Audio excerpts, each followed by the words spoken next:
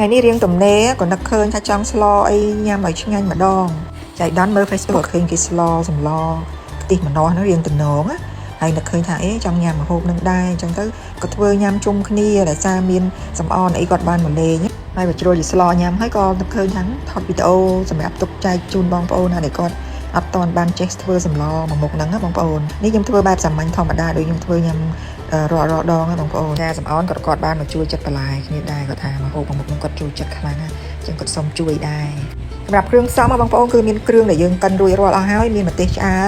มาเตะหอมบางปอนแล้วยังมีติโดงมีกะปิให้ยังสกอตทนาวจะให้ใส่บ่យើងគឺខ្ញុំប្រើឆ្អឹងចំណីជ្រូកហើយសម្រាប់ម្ជូរគឺខ្ញុំប្រើទឹកអំពិលទុំជាដំបូងខ្ញុំដាក់ឆ្នាំងហើយចាក់ប្រេងឆាចូលហើយបន្ទាប់មកគឺយើងដាក់មកទេឆ្អាដែលយើងចិញ្ច្រាំរួចហើយយកមកកូរជាមួយនឹងប្រេង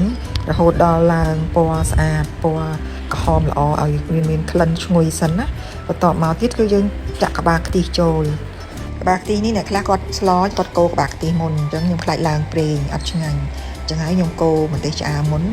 ដើម្បីឲ្យវាពណ៌ស្អាតហើយទើបដាក់ក្បាលខ្ទិះចាអញ្ចឹងបងប្អូនយើងកូរគ្រឿងនឹងរហូតដល់វាមានក្លិនឈ្ងុយហើយបានយើងចាប់ផ្ដើមដាក់កាពិចូលបន្តិចកូរកាពិនឹងជាមួយនឹងគ្រឿងនឹងឲ្យមានក្លិនឈ្ងុយហើយយើងចាប់ផ្ដើមដាក់គ្រឿងដែលយើងបុកចូលចាគឺគល់ទឹកត្រីដែលយើងបានបុកតែខ្ញុំអត់បុកទេខ្ញុំប្រើម៉ាស៊ីនកិនទេអញ្ចឹងយើងកិនទៅវាម៉ត់ល្អពេលដែលយើងស្លទៅវាអត់ស្កាគល់ទឹកត្រីយើងកូរគ្រឿងទាំងអស់ហ្នឹងឲ្យសព្វចូលគ្នារហូតដល់មានក្លិនឈ្ងុយទៅយើងចាប់ផ្ដើមដាក់សាច់ឆ្អឹងជំនីចូលនៅពេលដែលយើងដាក់សាច់ចូលយើងត្រូវតែកូរសាច់ហ្នឹងជាមួយនឹងគ្រឿងរបស់យើងឲ្យសព្វចូលគ្នាល្អហើយបានយើងចាប់ផ្ដើមក្រោកទុកមួយសន្ទុះសិនដើម្បីឲ្យសាច់យើងហ្នឹងយើងងុំចូលជាតិជាមួយនឹងគ្រឿងបន្ទាប់មកទៀតគឺយើងចាប់ផ្ដើមដាក់គ្រឿងផ្សំចូលគឺដាក់អំបិលបន្តិចម្សៅស៊ុបបន្តិចហើយនឹងស្ករត្នោតសម្រាប់សម្លដែលមានគ្រឿងបងប្អូនត្រូវតែប្រើស្ករត្នោតទៅឆ្ងាញ់វាមានក្លិនឈ្ងុយជាមួយនឹងគ្រឿងណាបើមិនជាយើងប្រើស្ករសគឺវាអត់សូវឈ្ងុយខ្លាំងទេបងប្អូនអញ្ចឹងពេលដែលយើងដាក់គ្រឿងក្រៅសពគ្រប់អស់ហើយគឺបងប្អូនអាចថែម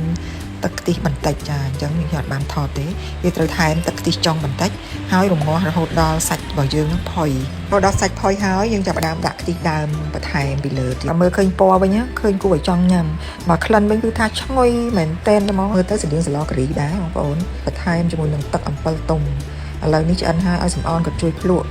មើលឆ្ងាញ់អត់ចាហើយគាត់ថាឆ្ងាញ់ណាស់ម៉ែឆ្ងាញ់មែនតែនល្មមរសជាតិគឺថាល្មមតែម្ដងចាអញ្ចឹងយើងភ្លក់ដឹងរសជាតិល្មមហើយជាចុងក្រោយគឺយើងដាក់ម្នាស់ចាសម្រាប់ម្នាស់គឺយើងដាក់តែមួយពុះទេយើងអាចបិទភ្លើងបានហើយ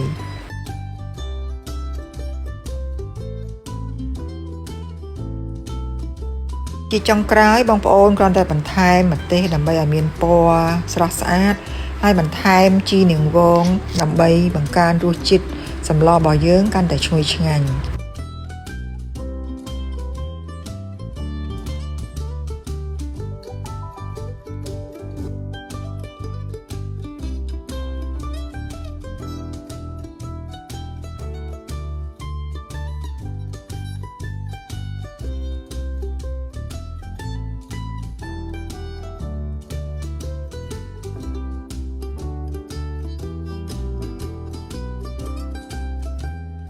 ដល់ហើយអញ្ចឹងយើងចាប់ផ្ដើម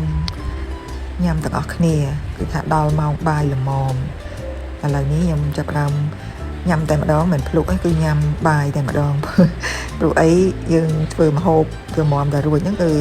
ឡើងម៉ោង1អញ្ចឹងឃ្លានដែរហ្នឹងណាក្លិនសឡឈ្ងុយផងអញ្ចឹង